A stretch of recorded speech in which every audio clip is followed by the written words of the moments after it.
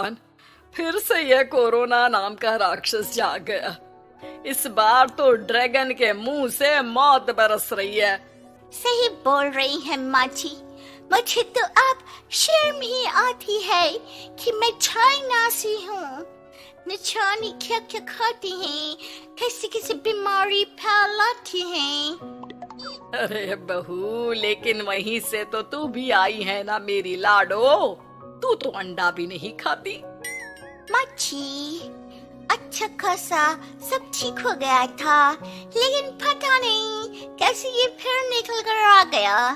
काश चाइना वालों को थोड़ी सी और अकल होती तो आज हम लोगों से अपने यूं जुदा ना हो रहे होते। कोरोना की नई लहर से देश में हो रही मौतों और घर में बंद रहने के कारण हमारी चाइनीज बहू बहुत दुखी होती है। उसे लगता है कि भारत में जो कुछ भी हो रहा है वो उसी के कारण हो रहा है। अब हमारी चाइनीज बहू परेशान सी रहने लगी। अरे क्या बात है मेरी चाइनीज गुड़िया, आज तू एक्सरसाइज नहीं करेगी?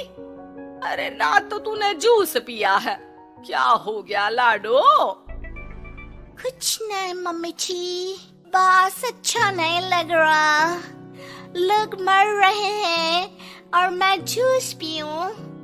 माँ जी, चाइना से आई ये महामारी और मैं भी तो चाइना से ही आई ना। अरे अरे बेटा, ऐसा ना सोच।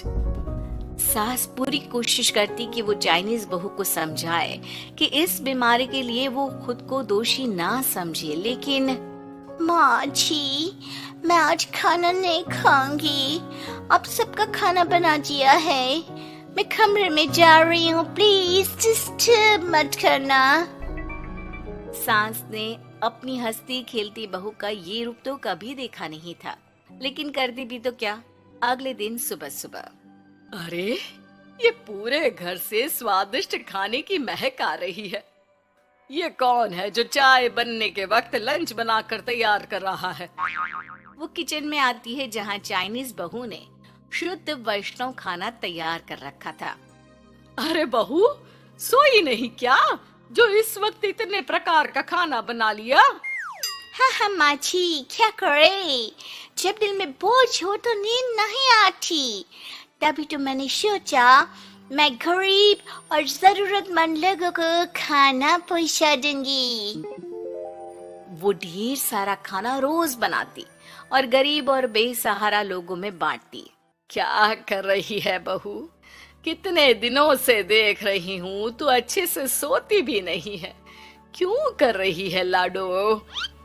क्या करूं माँ जी, मेरे देश के लोग जीवन की लड़ाई लड़ रहे हैं और मैं सो जाऊं, मुझसे नहीं होता।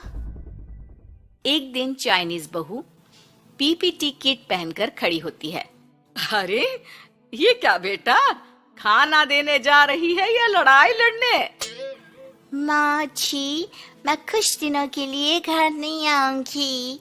मैंने सोचा है कि मैं घर से बाहर रहकर कोरोना के मरीजों की देखभाल करूंगी। ओ प्लीज प्लीज, आप मुझे रोकना नहीं। नहीं नहीं बहू, ये तो तूने बहुत ही नेक काम सोचा है।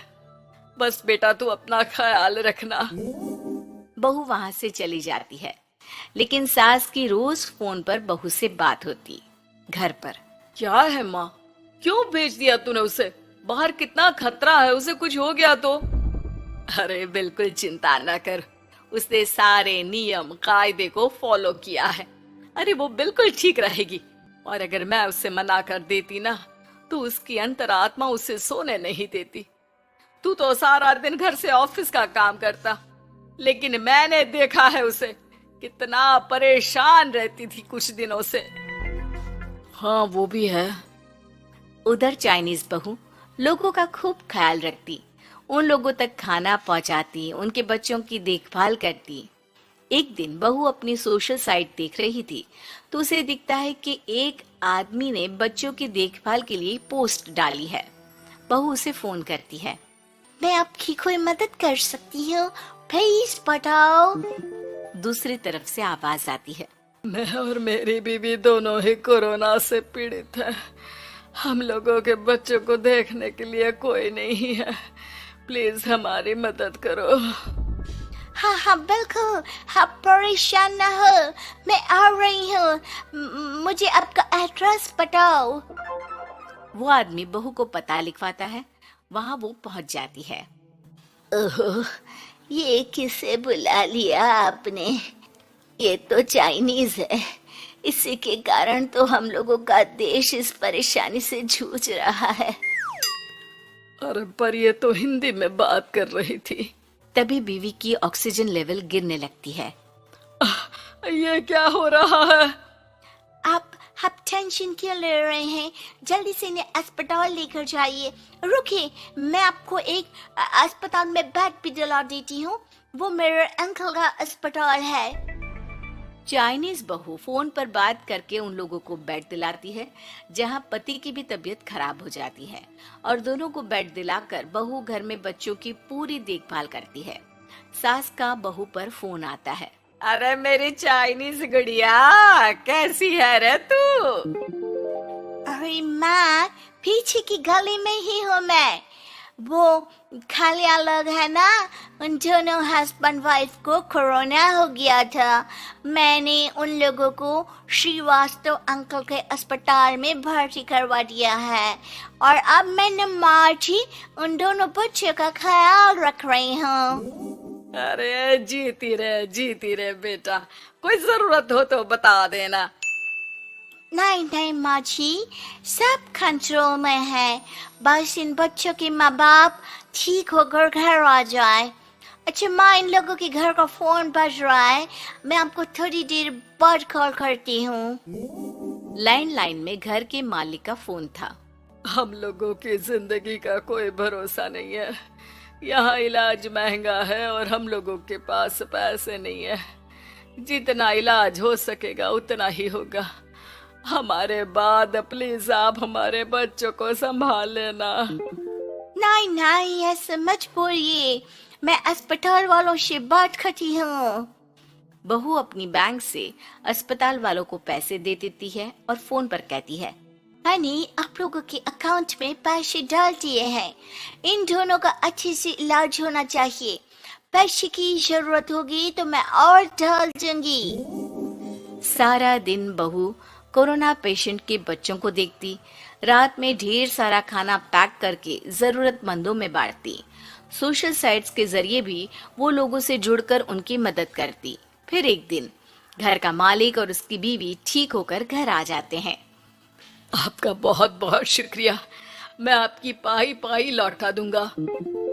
भाई नहीं, पैसा दिया था, लेकिन वो जब आप बिल्कुल ठीक हो जाना तो क्षमा कर दे देना।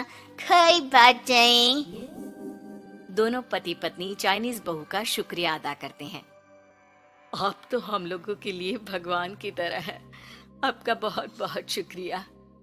चाइनीज बहू बहुत खुश हो जाती है। वो घर आकर सास को पूरी बात बताती है। देख मेरी चाइनीज गुड़िया, तुझे चाइना का होने पर अफसोस था ना, लेकिन तूने सच्चे दिल से लोगों की सेवा करके ये बता दिया कि बेटी कहीं की भी क्यों ना हो, ससुराल आकर वो ससुराल के रंग में ही रंग जाती है। अब तो तू मेरी भारतीय बहू है। हाँ।